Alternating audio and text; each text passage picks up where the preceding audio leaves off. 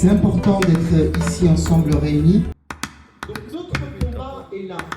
Nous voulons la justice, nous voulons du droit, et c'est le droit sous le regard des peuples.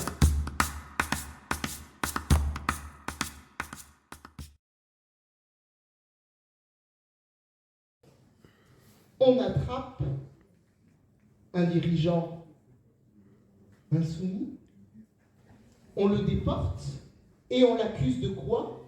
De crimes contre l'humanité.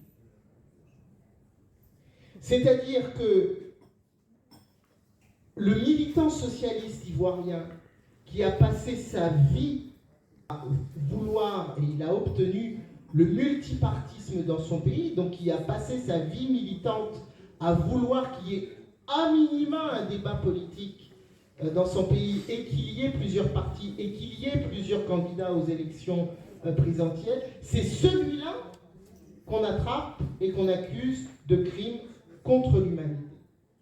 Bien, 10 ans de procès, il est acquitté, et pendant 10 ans, j'ai eu l'occasion d'assister à plusieurs audiences.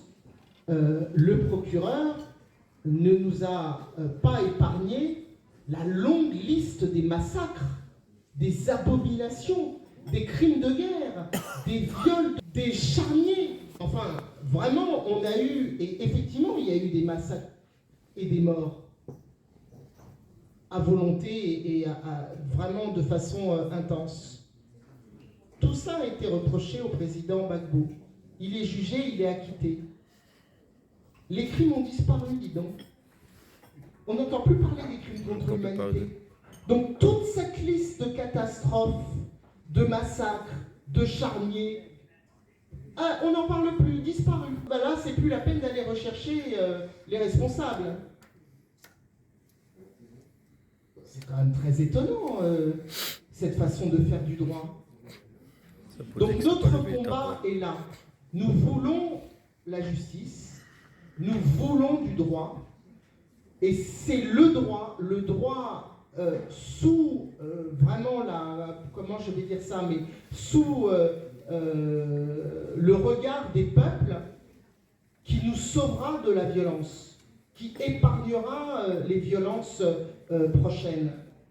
Et donc réellement c'est un bien commun qu'il faut partout défendre et de façon acharnée, puisque l'adversaire en face est féroce. On s'achemine lentement vers la fin de ce temps, de cet échange. Peter. C'est important d'être ici ensemble réunis.